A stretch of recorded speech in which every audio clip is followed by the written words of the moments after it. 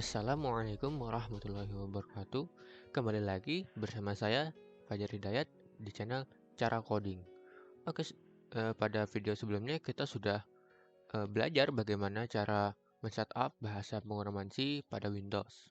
Untuk kali ini kita akan membahas struktur dasar bahasa pemrograman C.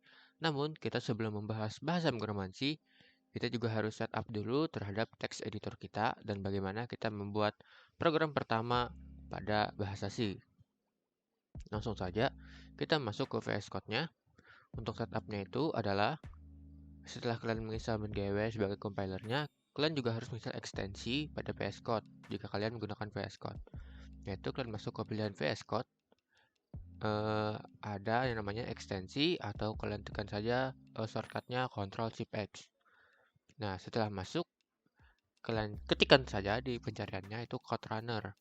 Lalu kalian install saja ekstensi CodeRunner ini. Fungsinya apa? CodeRunner ini adalah untuk ngerunning bahasa pemrograman yang sudah kita buat, seperti C, C++, Java, JavaScript, PHP, Python, dan lain-lain. Kalian bisa saja baca di deskripsinya ini, ada banyak sekali bahasa pemrograman yang bisa di-running melalui ekstensi CodeRunner ini. Lanjut, kita akan membuat bahasa pemrograman C-nya itu tersebut.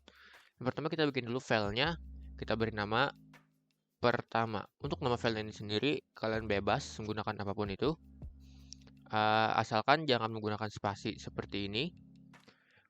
Kalau ingin menggunakan spasi, kalian bikin saja menggunakan underscore seperti ini. Oke? Contohnya adalah pertama underscore 1. Itu boleh kayak gitu. Tapi kalau Anda menggunakan spasi 1, itu akan terjadi error pada saat compiler atau running kodenya tersebut. Nah, jadi kita beri nama pertama.c. Untuk ekstensi dari file bahasa pemrograman C itu sendiri adalah menggunakan .c. Jika kalian menggunakan ekstensi yang lain, itu bukan bahasa pemrograman C. Mungkin bahasa pemrograman yang lain, seperti Python.py atau JavaScript.js, dan lain semacamnya. Lalu kita tekan Enter saja setelah kita sudah memberi nama. Nah, ini adalah workspace atau ruang kerja kita saat menggunakan text editor kita, yaitu VS Code. Jadi yang pertama kita buat adalah ini, include studio.h. Kalian tidak perlu bingung dulu apa ini include, apa ini studio.h, apa tadi yang kalian lihat tadi ada banyak. Tapi kita tulis dulu baru kita bahas. Oke? Sepakat ya? Nah, kita tulis terlebih dahulu. Kita tulis di sini adalah statementnya.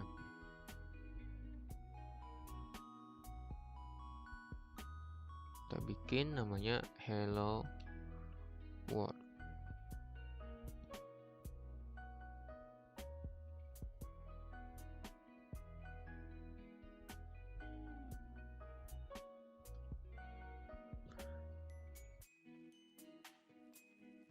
Oke. Nah, jadi kita akan bahas satu persatu apa itu include studio.h, apa itu in, apa itu main, apa itu printf, apa itu return, dan apa ini kurung kurawanya. Kita bahas satu-satu ya. Nah, seperti yang kalian tahu, di atas ini ada yang namanya include. Ya kan? Include. Nah, include ini sendiri adalah berfungsi untuk mengimpor fungsi-fungsi yang sudah didefinisikan pada header file. Nah, header file itu sendiri adalah file yang berisikan definisi fungsi yang sudah dibuat. Tujuannya adalah agar bisa digunakan pada pemrograman C yang lainnya. File ini berekstensi .h, contoh studio.h. Nah, seperti itu teman-teman. Pada contoh tadi, kita sudah mengimpor file yang bernama studio.h. File ini berisi deklarasi fungsi-fungsi dasar yang kita butuhkan untuk membuat program C seperti printf dan lain semacamnya ya. Nah, untuk file stdio.h ini sudah ada di dalam komputer kita saat kita menginstal GCC kemarin. Nah, lanjut kita untuk membahas fungsi main. Fungsi main adalah fungsi utama dalam program. Fungsi ini akan dieksekusi pertama kali saat program dijalankan. Karena itu, kita harus menuliskan logika program di dalam fungsi ini. Pada contoh ini, kita sudah membuat sintaks seperti printf. Maka printf lah yang akan dieksekusi untuk pertama kalinya. Dan maksud dari in di depan main adalah tipe data yang akan dikembalikan. Maka di dalam fungsi main kita wajib menyertakan yaitu return. Jadi setelah semua statement atau logika kita dilaksanakan atau sudah dieksekusi dengan baik, maka dia akan mengembalikan nilai 0. Lalu ada juga yang namanya menggunakan void. Nah, untuk void ini sendiri, dia tidak akan mengembalikan nilai setelah mengeksekusi seluruh statement yang ada. Jadi kita tidak memerlukan yang namanya return 0. Nah, untuk mana yang akan digunakan ke depannya nanti, itu kondisional tergantung apa yang kita buat. Tapi untuk belajar pertama kali ini, saya sarankan untuk menggunakan in main saja. Nah, jadi dalam penulisan itu kita juga harus memperhatikan tulisan kita. Jangan sampai ada yang typo, jangan sampai ada yang kesalahan seperti ini misalkan. Ini misalkan anggaplah kita taruh di bawah misalkan. Wah, ini salah nih. Ini sudah pasti salah nih. Kelihatan nih errornya di mana ya kan? Oke, kita kembalikan lagi. Lanjut untuk penulisan komentar adalah seperti ini. Komentar ini adalah komentar.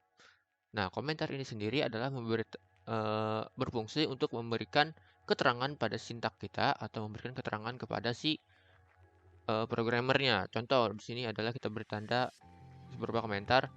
Ini adalah